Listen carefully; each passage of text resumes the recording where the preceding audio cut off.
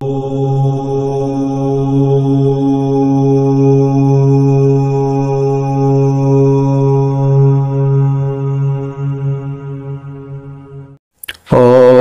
विश्वान्देव सवितर्दुर्तान् परासु यद्भद्रं तन्नयासु। ओम भद्रं कर्णेभिः शृणुयाम देवा भद्रं पश्येमाक्षुभेदत्ताः। ईश्वरेरङ्गैस्तुष्टुवांसुस्तनुर्भिः व्यसेमहि देवहितमरायुः। ओम वेद प्रेमियों सुधी श्रोताओं, संप्रति हम यजुर्वेद के 11वें अध्याय के 19वें मंत्र की व्याख्या में प्रवेश करने जा रहे हैं।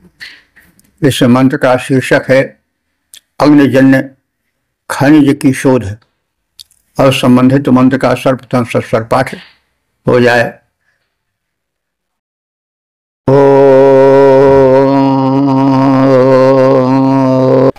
आक्रम्य वाजिन् पृथिवीमग्निमिच्छारुचा त्वं मा भूम्यावृत्वा यानो ब्रूहि जाताः खने मातं वयं मा।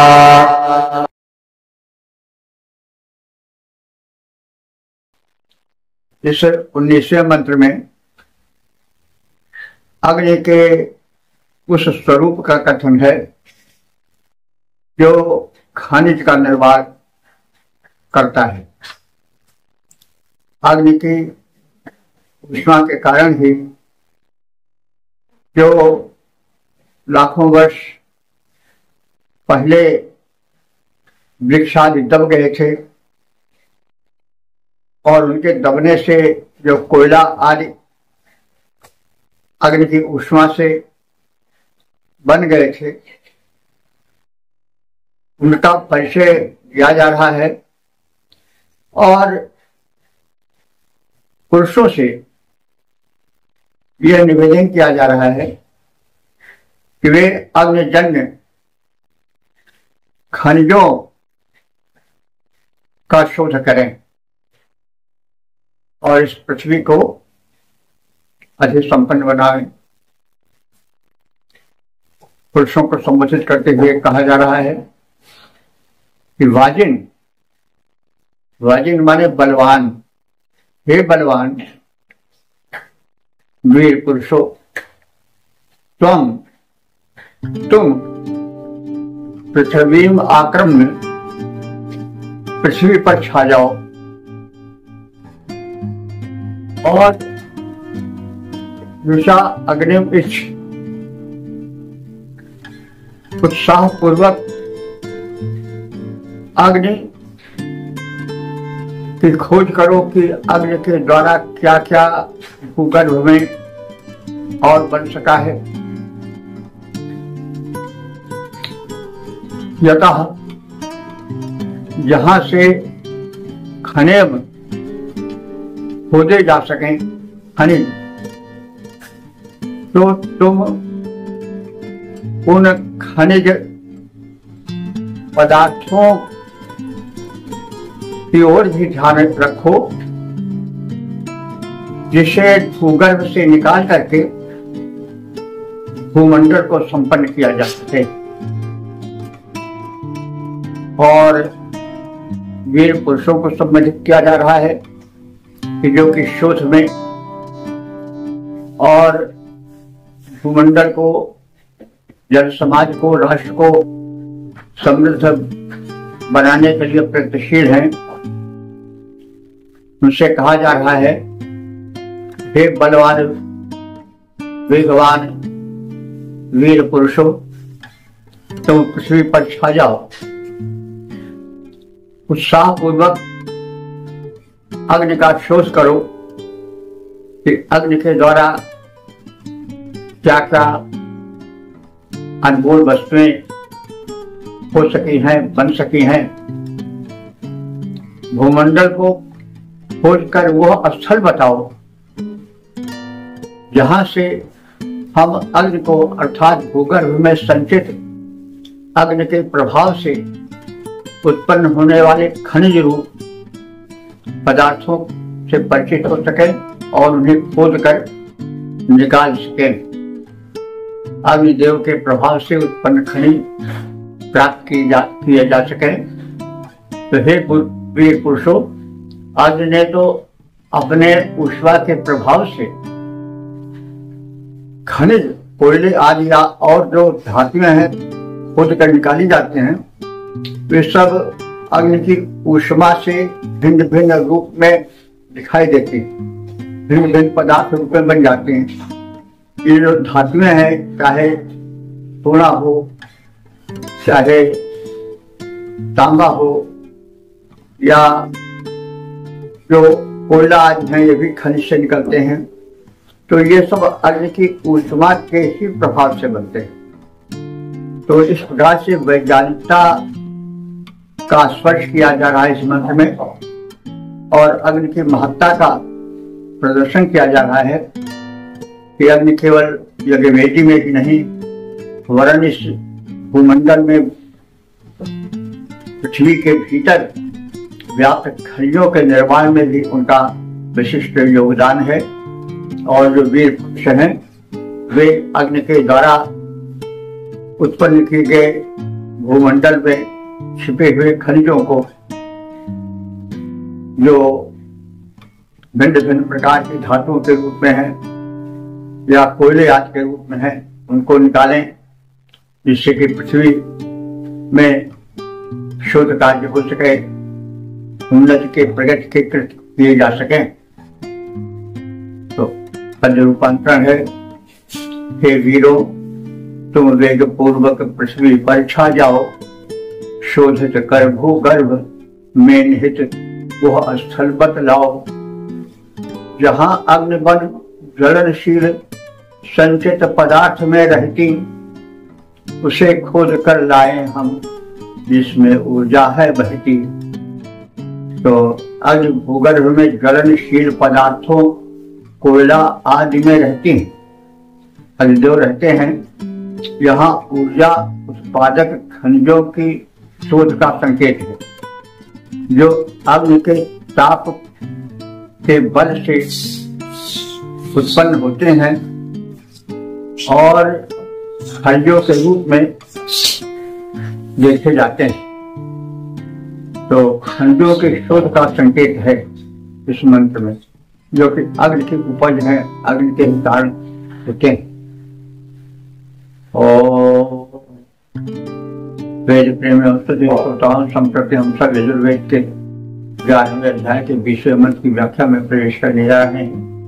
मंत्र का शीर्षक है वीर पुरुषों को संदेश, और संबंधित मंत्र का सर्वप्रथम संस्कृत पाठ हो जाए।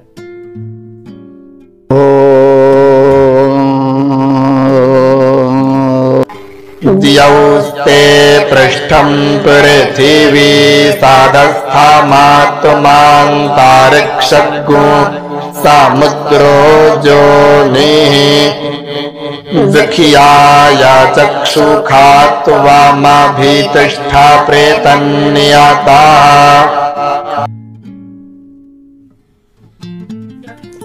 इस विषय मंत्र में वीर पुरुषों की प्रशस्ति है, जो अग्नि के द्वारा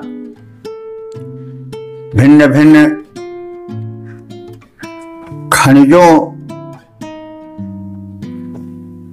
को उत्पन्न होने के पश्चात उसे बाहर लाने में समर्थ होते हैं।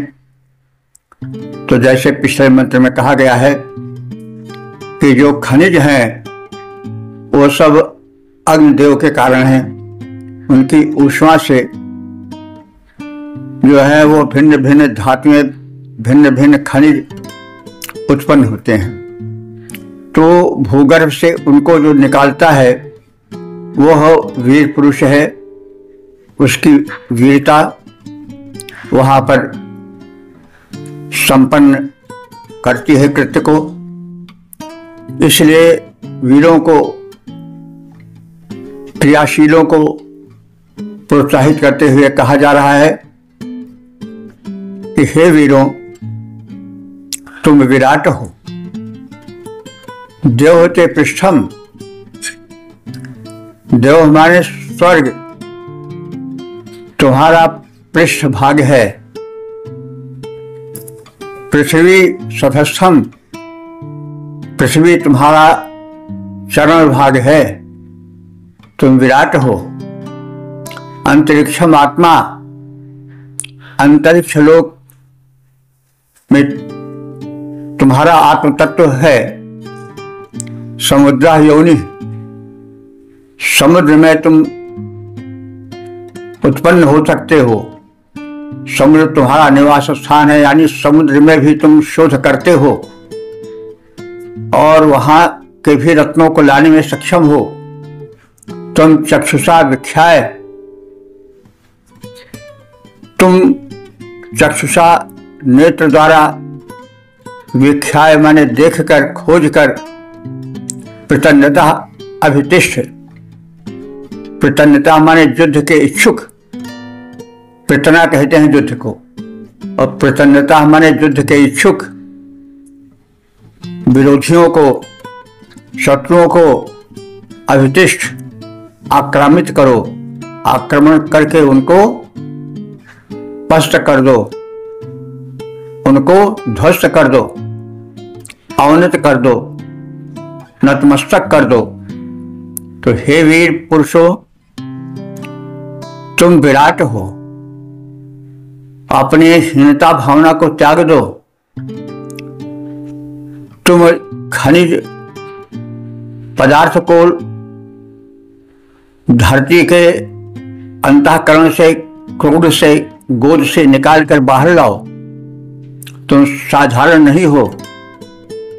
स्वर्ग तुम्हारा पृष्ठभाग है, पृथ्वी तुम्हारा चरण भाग है, अंतरिक्ष तुम्हारी आत्मा है, समुद्र तुम्हारा उत्पत्ति स्थल है, वहां भी तुम्हारा प्रभाव है।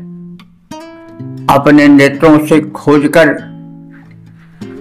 युद्धेच्छुक शत्रुओं को और बाधक विकारों को नष्ट करो, उन पर आक्रमण करो और उन्हें विनष्ट कर दो। हे वीर, स्वर्ग तुम्हारा पृष्ठभाग, पृथ्वी तल चरण तुम्हारा, अंतरिक्ष आत्मा, उत्पत्ति स्थल सागर तल सारा। युद्धेच्छुक शत्रुओं को खोजो, विक्रम विशाल दिखलाओ, आक्रमण करो, आंतरिक बाह्य बाधक रिपु मार गिराओ। ओम वेद प्रेमियों, सुधी श्रोताओं, संप्रति हम सब यजुर्वेद के 11वें अध्याय के 21वें मंत्र की व्याख्या में प्रवेश करने जा रहे हैं। मंत्र का शीर्षक है प्रेरक अग्निदेव। अब संबंधित मंत्र का सर्वप्रथम सस्वर पाठ हो जाए।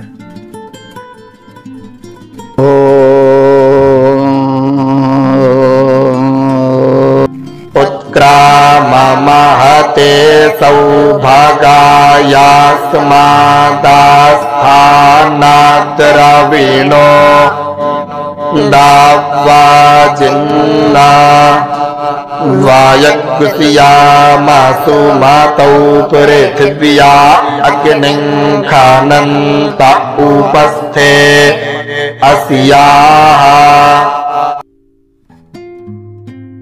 इस 21वें मंत्र में अग्नि देवता से फिर निवेदन है कि वे हमें सुमति दें, साहस दें, सौभाग्य प्रदान करें। वाजिन, वाजिन माने हे बलवान अग्निदेव, तुम द्रविणोदाह, द्रविण धन को कहते हैं और दाह माने प्रदायक। तो हे अग्निदेव, तुम धन प्रदायक हो। महते सौभागाय, महते सौभागाय, महान सौभाग्य वृद्धि के लिए अस्मात् अस्थानात्, इस स्थान से उत्क्राम ऊपर उठो, आगे आओ, कृत्य को पूरी करने में चरण बढ़ाओ। अस्याह पृथिव्याह, इस पृथ्वी के उपस्थे गोद में अग्निम खननतः, अग्नि प्रज्वलन का उपक्रम करते हुए वयम हम सब सुमतौ श्याम, सुमत में श्रेष्ठ विचारधारा में स्थिर रहें। हे बलवान अग्निदेव, तुम इस यज्ञ स्थल से धन और सौभाग्य प्रदान करने के लिए ऊपर उठो, आगे आओ। भूमि तल पर अग्नि की यज्ञादि कर्म करते हुए हम सब सुमत में सद्विचारों में स्थिर रहें, ऐसे मन स्थिति जगाओ। पद रूपांतरण। हे बलशाली अग्नि देवता, इतनी कृपा दिखाओ, धन सौभाग्य प्रदान करो, ऊपर उठ करके आओ। भूतल पर यज्ञादि कर्म हम सब करते दिखलाएं, स्थिर रहें, सुबुद्धि हमारी धर्म करें, सुख पाएं। ओ वेद प्रेमियों, सुधी श्रोताओं, संप्रति हम सब यजुर्वेद के 11वें अध्याय के 12वें मंत्र की व्याख्या में प्रवेश करने जा रहे हैं। मंत्र का शीर्षक है अग्नि का स्वरूप, और संबंधित मंत्र का सर्वप्रथम सस्वर पाठ हो जाए।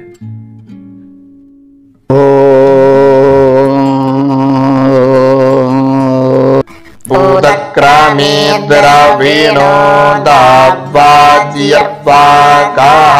सुलोकको सुकृतं पृथिव्यां मा ततः खने मा सुप्रातिकामग्निकुसुवो रुहाणा अधिना कामुत्तमं मा।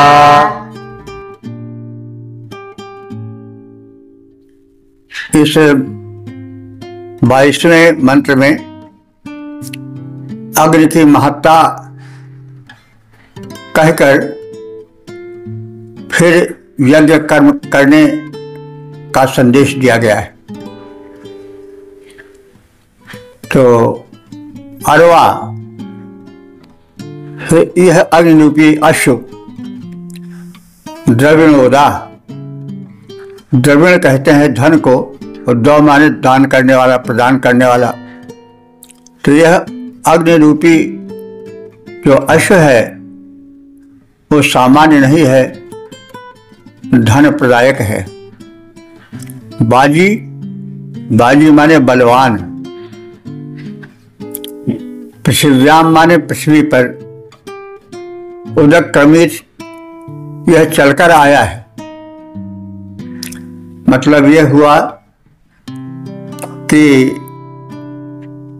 ऋषि यह वैज्ञानिक तथ्य बताना चाहता है कि अग्नि का पृथ्वी पर आगमन आकाश से हुआ है, अंतरिक्ष से हुआ है। जैसे जब मेघ बरसते हैं तो बिजली कड़कती है, वज्रपात होता है, जंगल में आग लग जाती है, जो विद्युत से आग निकलती है। तो इस प्रकार से यह अग्नि पृथ्वी पर अंतरिक्ष से आया, ऊपर के लोक से आया। और अग्नि के आने का यह भी हो सकता है कि जो आकाश में तमाम छोटे छोटे या बड़े बड़े भूखंड तैर रहे हैं, वो पृथ्वी की कक्षा के आकर्षण की शक्ति से खींच करके पृथ्वी पर गिरते हैं, तो उनसे ज्वाला उत्पन्न हो जाती है और वे पृथ्वी के वायुमंडल के घर्षण से ऊपर से आने वाले जो भूखंड हैं वो जल उठते हैं और अग्नि के शोला बन जाते हैं। अंगारे ढाकते हुए बन जाते हैं, तो उनके गिरने से भी पृथ्वी पर अग्नि फैल जाती है, जंगलों में गिरते हैं आग लग जाती है। तो इस प्रकार से ऋषि इस वैज्ञानिकता से परिचय कराना चाहता है कि जो अग्निदेव हैं वो पृथ्वी का कल्याण करने के लिए आकाश लोक से या अंतरिक्ष लोक से आए हैं। ये अश्व हैं, अरवन है, बलवान हैं, तीव्रगामी हैं, द्रविणोदा धन प्रदायक हैं, बाजी बलशाली हैं। पृथ्वी पर ये उदक क्रमित ऊपर से आए हैं और इन्होंने दिलोकम सुलोकम, दिलों को सुलोक माने सुंदर लोकों को सुकृतम पुण्य से भर दिया है यज्ञ आदि के माध्यम से, तथा वहां से नाकम, नाकम माने दुख रहित, तो यानी कौ माने होता है सुख और अक माने ना सुख, और फिर ना लग गया तो मतलब फिर वो दुख रहित के अर्थ में आने लगा। तो जहां ना अकम यानी दुख ना हो वह स्थल या वो वस्तु, तो नाकम दुख रहित, उत्तमम सह उत्तम सुख पूर्वक स्थान को अधिरुहारा आरोहण की इच्छा करते हुए हम सुप्रतीकम सुंदर सुखद अग्निम खनिम माने अग्नि को दीप्त करते हैं यज्ञवेदी में और आहुति प्रदान करके यज्ञ क्रिया करना चाहते हैं। तो यह अग्नि रूप अश्व चपल है, धनप्रद है, बलशाली है। यह सौभाग्यवश पृथ्वी पर चलकर आया है, यह कृपा है इसकी। हम सब मानवों का भूमंडल का एक कल्याणेक्षु है। इन अग्निदेव ने शेष लोकों को पुण्यवान बनाया है। शेष लोकों में आरोहण की कामना से हम यजमान गण यानी हम लोग भी शेष लोक पा सकें। शेष लोक जो है ऊपर अंतरिक्ष के बाहर ग्रह नक्षत्रों में कहीं दूर हैं, जिन्हें हम स्वर्ग के रूप में कहते हैं। तो यह जो अग्निदेव हैं वो हमें ऊपर के स्वर्गीय स्थानों पर ले जाने में सक्षम है और अधिरुहारा हम ऊर्ध्व लोकों में आरोहण की इच्छा करते हुए सुप्रतीकम सुंदर सुखद अग्निम खनेम अग्नि को यज्ञवेदी में प्रदीप्त करते हैं ताकि हमको ऊर्ध्व लोक मिले, हम निम्नगामी ना हो ऊर्ध्वगामी हो। तो यह अग्नि रूप अश्व चपल धनप्रद बलशाली है। यह सौभाग्यवश पृथ्वी पर चलकर आया है। इसने श्रेष्ठ लोगों को पुण्यवान बनाया है। श्रेष्ठ लोकों में आरोहण की कामना से हम याजकगण सुंदर मुख वाले अग्नि को खोजने का अर्थात प्रज्वलित करने का प्रयोग कर रहे हैं और सर्वोत्तम सुखद यह अग्नि का प्रयोग हम सबका कल्याण करे। यह अग्नि अश्व पद रूपांतरण है। यह अग्नि अश्व बलवान धनद पृथ्वी पर चलकर आया। इसने उत्तम लोकों को सुकृतों से धन्य बनाया। हम भी इसके माध्यम से ऊंचे लोकों को पाएं, बना वेदिका भूतल पर पुण्यार्जन करते जाएं। ओम। वेद प्रेमियों, सुधी श्रोताओं, संप्रति हम सब यजुर्वेद के 11वें अध्याय के 23वें मंत्र की व्याख्या में प्रवेश करने जा रहे हैं। मंत्र का शीर्षक है अग्नि का यज्ञ हेतु प्रज्वलन, और संबंधित मंत्र का सर्वप्रथम सस्वर पाठ हो जाए।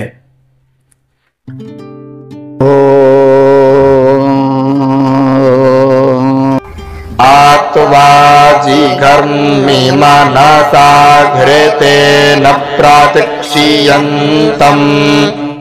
भुवनान् विश्वा प्रेथुन्तिरश्चाप्यसा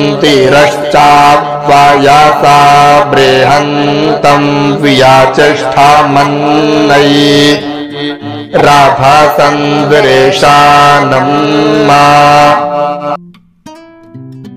इस 23वें मंत्र में घृताहुति के माध्यम से प्रदीप्त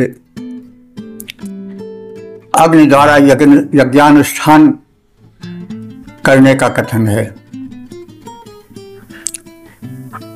विश्वा संपूर्ण, भुवनानि भुवनों में, लोकों में, प्रतीक्षन्तं निवास करने वाले अग्निदेव, ये शब्दार्थ बताया जा रहा है।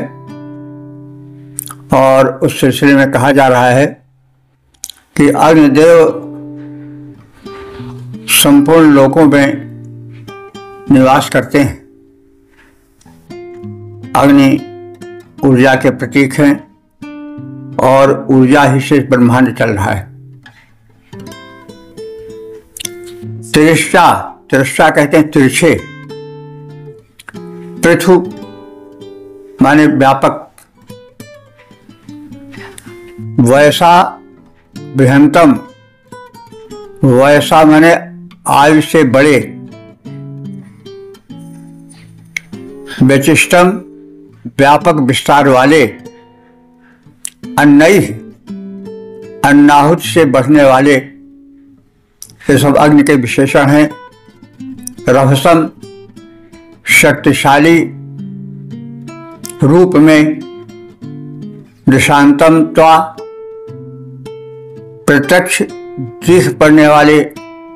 हे अग्निदेव, तुमको मनसा हम सब याजक यजमान मनोयोग पूर्वक घृतेन घृताहुति द्वारा जिघर में तुम्हें यज्ञ प्रयोजन से यज्ञ वेदिका में प्रज्वलित करते हैं। भाव विस्तार है शब्दार्थ कथन के पश्चात। अखिल ब्रह्मांड के स्वामी, अखिल ब्रह्मांड में व्यापक तिरछी ज्योति रूप में फैल जाने वाले, दीर्घ काल तक व्यापक विस्तार वाले हे अग्निदेव, अन्न आदि की आहुतियों से शक्तिशाली और प्रत्यक्षतः दृश्यमान तुमको हम यजमान योगस्थ चित्तवृत्ति से, यानी संयमित चित्तवृत्ति से, पवित्र मन से, घृत द्वारा यज्ञ प्रयोजन से प्रज्वलित करते हैं और इस प्रकार से यागिक प्रक्रिया के प्रारंभ का उपक्रम करते हैं। पद्य रूपांतरण है। वे अग्निदेव जो अखिल विश्व में व्याप्त ज्योति तिरछी फैलाने वाले हैं, व्यापक दीर्घ काल तक वे अन्नाहुतियां पाने वाले, जो बने शक्तिशाली आहुति से, जो कि प्रत्यक्षतः दृश्यमान यजमान प्रज्वलित करें उन्हें यज्ञ प्रयोजन से महान, यज्ञ प्रयोजन से महान। ओम वेद प्रेमियों सुधी श्रोताओं, संप्रति हम सब यजुर्वेद के 11वें अध्याय के 24वें मंत्र की व्याख्या में प्रवेश करने जा रहे हैं। मंत्र का शीर्षक है सुग्राह्य अग्निदेव। अब संबंधित मंत्र का सर्वप्रथम सस्वर पाठ हो जाए।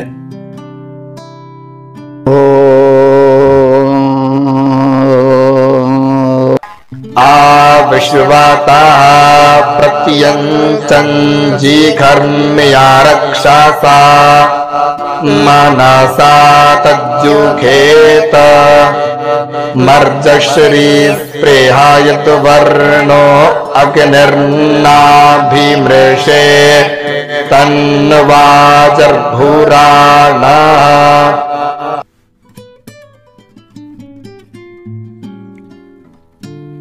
इस 24वें मंत्र में अग्नि देव की महत्ता, उनकी सर्वव्यापकता के कथन के साथ साथ जो यजमान है उनसे निवेदन है कि वे हितैषी अग्नि को प्रज्वलित करें।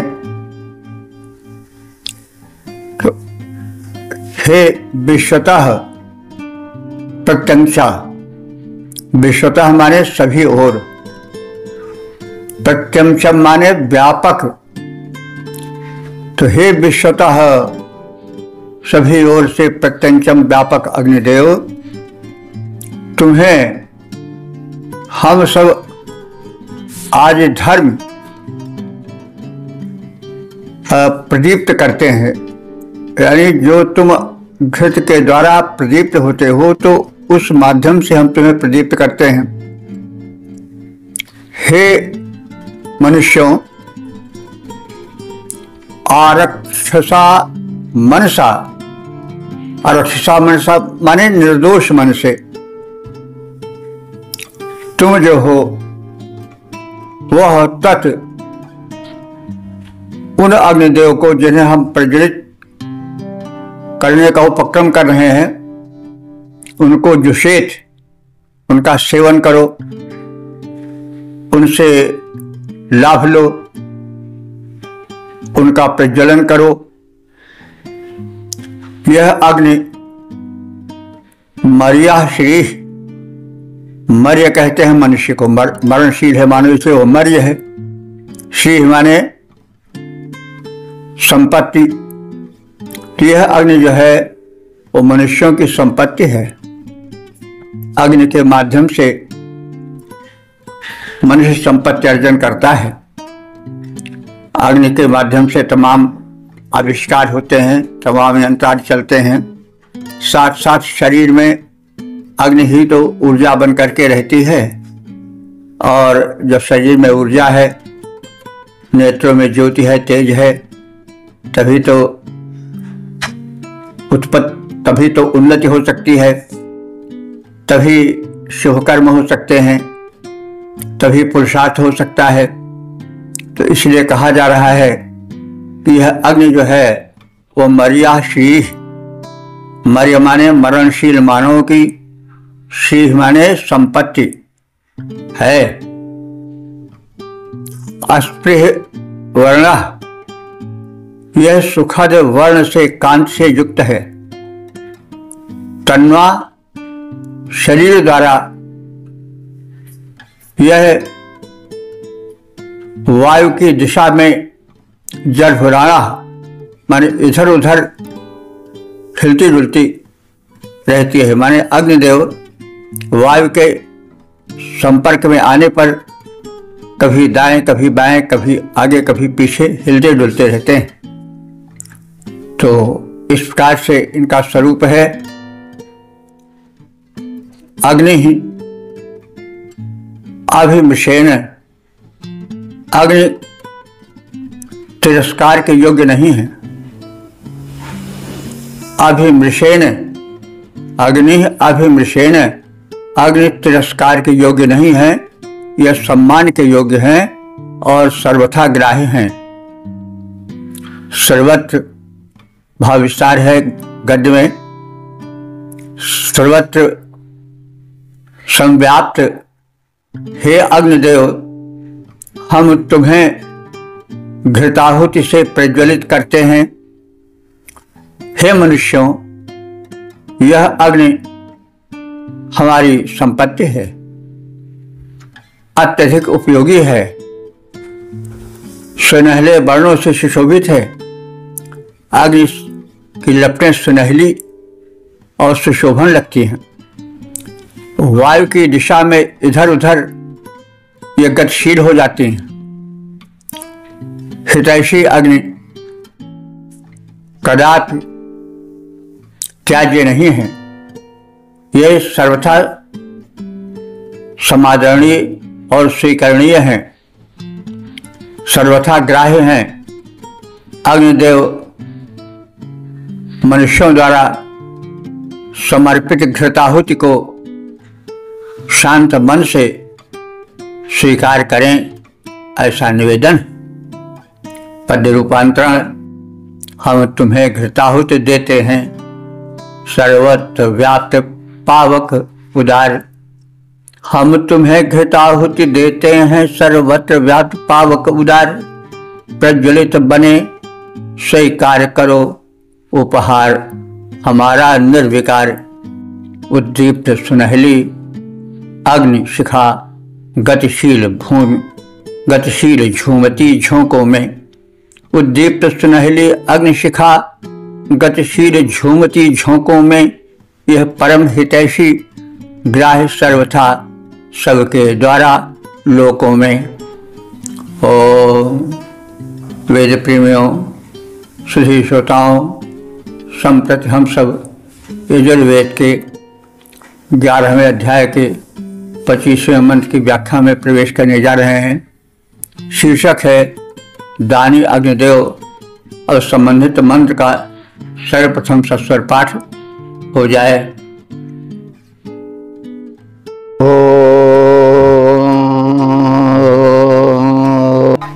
परिवाचपति कावीरग्निरे हव्यान्यक्रामीता दाधत रत्नानि दाशुखे। इस 25वें मंत्र में परम दानी अग्निदेव की उदारता का कथन है। यह अग्निदेव वाजपति, वाज कहते हैं अन्न को, वाज शक्ति को भी कहते हैं कि अग्निदेव अन्नों के स्वामी हैं, शक्ति के स्वामी हैं। ऊर्जा अग्नि के ही माध्यम से उत्पन्न होती है, चाहे यंत्र में हो चाहे शरीर में भी हो। जब अग्नि तत्व का संचार होता है तो ऊर्जा का विस्तार होता है। मनुष्य ही है, जब किसी रोष में आता है, जोश में आता है, तो क्रोध ही होता है तो चेहरा लाल हो जाता है, रक्त का संचार बढ़ जाता है, तो ये सब सांसें तेज हो जाती हैं। ये सब क्यों? अग्नि तत्व की तीव्रता के कारण। तो अग्नि ऊर्जा प्रदायक है, ऊर्जा जगाने वाले हैं। और ये अग्नि जो है वो चाहते क्या है? यज्ञाहुति, अन्नाहुति। तो ये शक्ति के स्वामी, अन्न के स्वामी अग्निदेव कवि परम ज्ञानी हैं। दास से हविर्दाता यजमान के लिए रत्नानि दधत, रत्नों को प्रदान करने के लिए धारण किए रहते हैं। यानी रत्न माने अत्यधिक उपयोगी पदार्थ। तो अग्निदेव उपयोगी पदार्थों के प्रदायक हैं और उसे प्रदान करने के लिए सदैव हाथ में धारण किए रहते हैं। परिक्रमित और ये चारों ओर घूमकर धनैश्वर्य प्रदान करते हैं। अग्निदेव जितने सक्षम हैं उतने ही उदार भी हैं। भाव इसका है इस प्रकार से ऊपर शब्दार्थ बताया गया। अग्नि देवता अन्नों के स्वामी हैं, ज्ञानी हैं, सुखदायक हैं। वे हविर्दाता यजमान के लिए रत्न धारण करते हैं, उपयोगी मूल्यवान पदार्थों को प्रदान करने के लिए तत्पर रहते हैं। चारों ओर घूम घूम कर उन्हें रत्नराशि उत्तम उपयोगी वस्तुएं प्रदान करते रहते हैं। तो यह तो काव्यमय कथन है, लेकिन यथार्थ में अग्नि के माध्यम से ही तो सारा विकास होता है।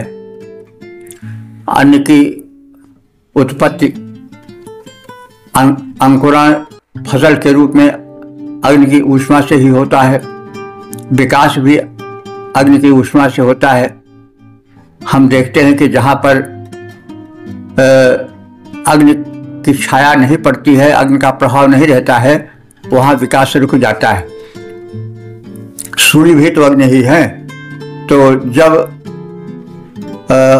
ब्रह्मांडीय यानी सूर्य की उच्च लपटें किरण के रूप में ऊर्जा वितरण करती हुई नीचे आती हैं, तो यदि वहाँ कोई ऊंचा वृक्ष छाया के माध्यम से उन अग्नि को और ऊर्जा अग्नि के माध्यम से किरणों के माध्यम से ऊर्जा लाने वाले प्रारूप को रोक देता है, तो वहाँ की फसलें बढ़ नहीं पाती हैं, पीली पड़ जाती हैं।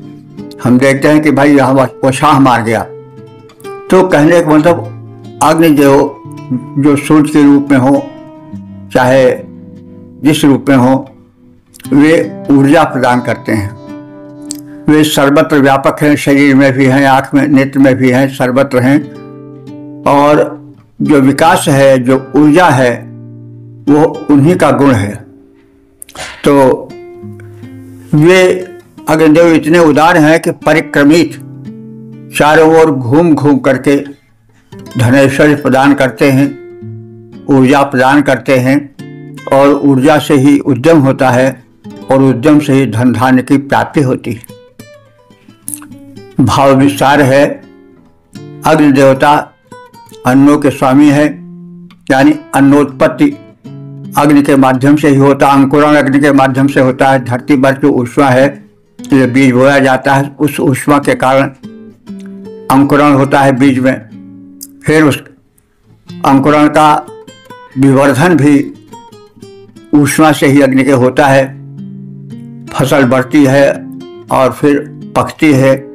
यह सब सारी प्रक्रियाएं अग्नि की ऊर्जा के माध्यम से ही होती हैं, चाहे वो सूर्य के द्वारा ऊर्जा मिले अग्नि की, चाहे जिस प्रकार से हो, चाहे धरती में जो ऊष्मा समाहित है वो भी तो अग्नि ही है।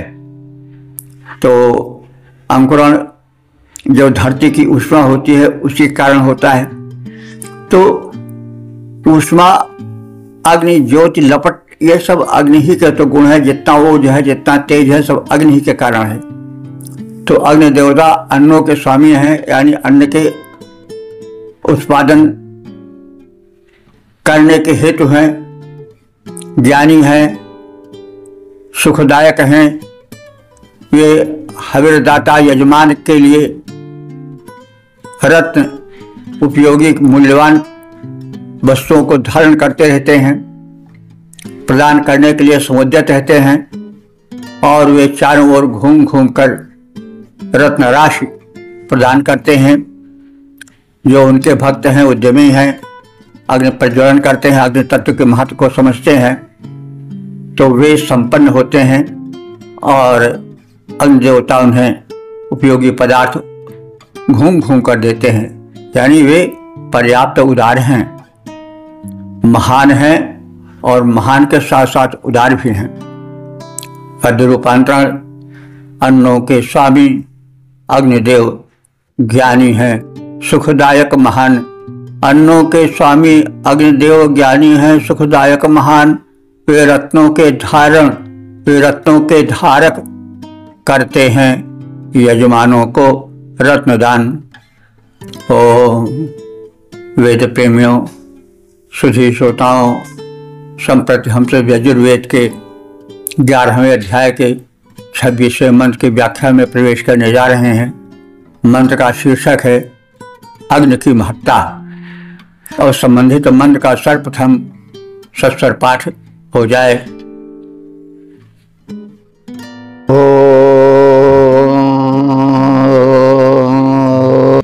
पार्थवाग्ने पूरं द्वायं विप्रज्ञो सास्या धीमहि द्रेखद्वर्णं दिवे दिवे हन्तारं भङ्गुरावताम्मा।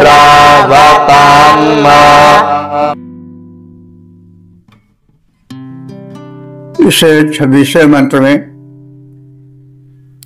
यह कथित है कि अग्नि देवता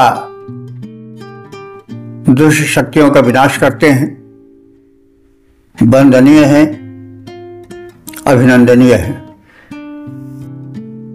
सहस्य अग्नि सह बल को कहते हैं। तो हे बलवान अग्निदेव, तुम माने अनेक, तुम अनेक रूपों में विद्यमान हो। जहां जहां दीप्ति है, जहां जहां चमक है, जहां जहां ऊष्मा है, वहां वहां अग्नि की व्याप्ति है। तो वो भिन्न भिन्न रूपों में समस्त स्थानों पर किसी न किसी रूप में अग्निदेव विद्यमान है।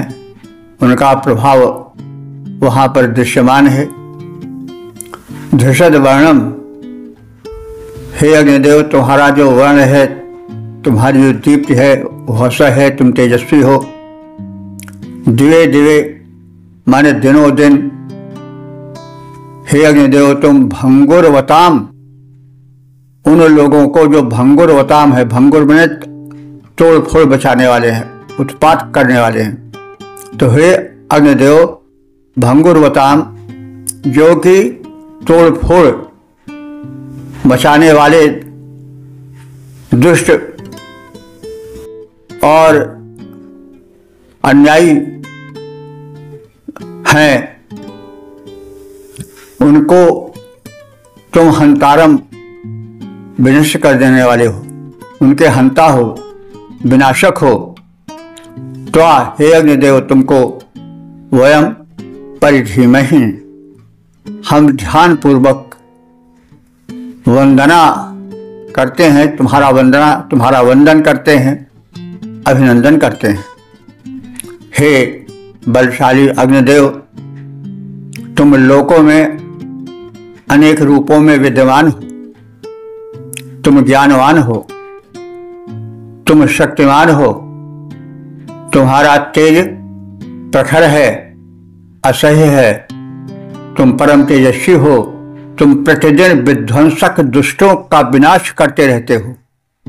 जो कीट पतंग जो हानिकारक हैं, वे तुम्हारे द्वारा, तुम्हारी ऊष्मा से जलते रहते हैं, नष्ट होते रहते हैं। तुम्हारे गुण धारणीय हैं, स्वीकार करने, धारण करने योग्य हैं, क्योंकि तुम लोकोपकार करते हो। हम तुम्हारा ध्यान करते हैं, विनम्र वंदन करते हैं, अभिनंदन करते हैं। हे अग्निदेव पद रूपांतरण, हे अग्निदेव बलवान, विविध रूपों में हो तुम विद्यमान, तुम ज्ञानवान, तुम शक्तिमान, अति प्रखर, तेज से दीप्तिमान, ध्वंसक दुष्टों के विध्वंसक, ध्वंसक दुष्टों के विध्वंसक। तुम दिव्य गुणों की दिव्य खान, करते विनम्र वंदन तेरा, करते विनम्र वंदन तेरा, करते हम तेरा सुखद ध्यान।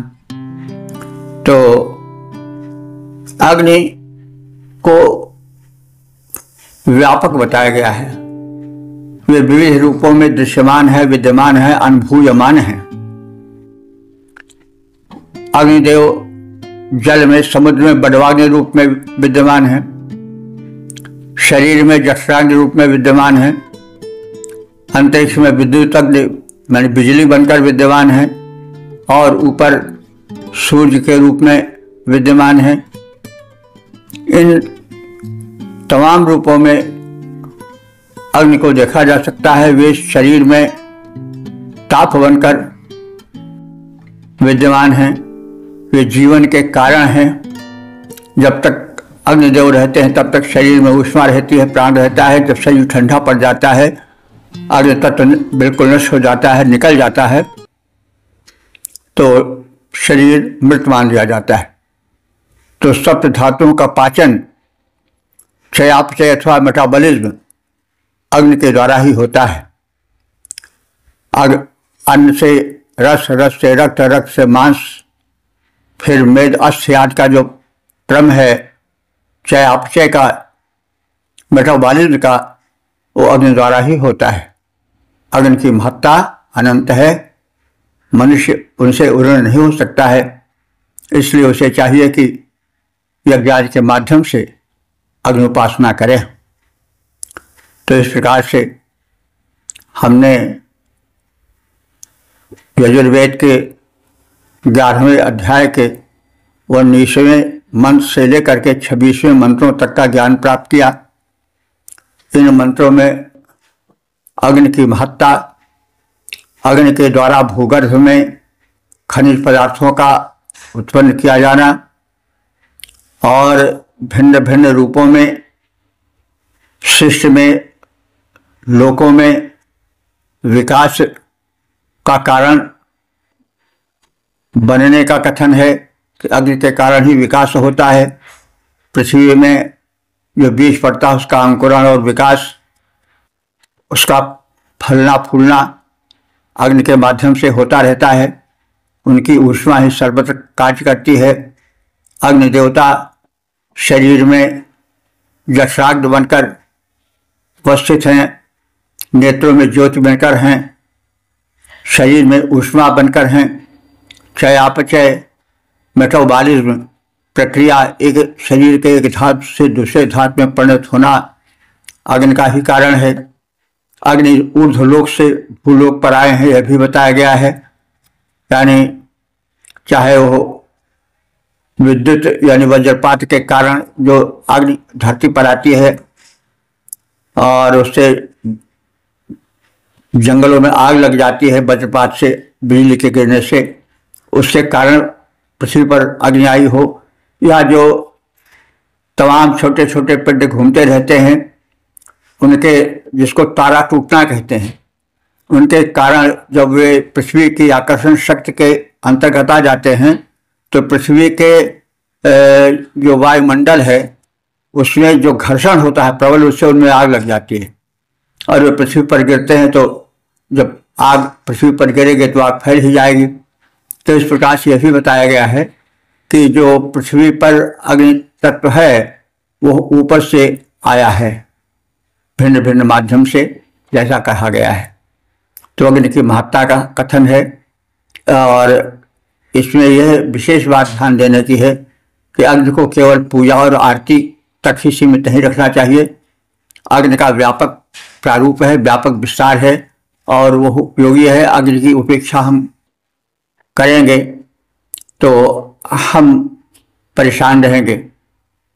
हम जठराग्नि को गलत आहुतियाँ देंगे, यानी गलत खाएंगे, गलत पिएंगे, तो फिर अग्नि देवता कैसे प्रसन्न होंगे, रुष्ट होंगे, मंदाग्नि होगी, पाचन ठीक नहीं रहेगा।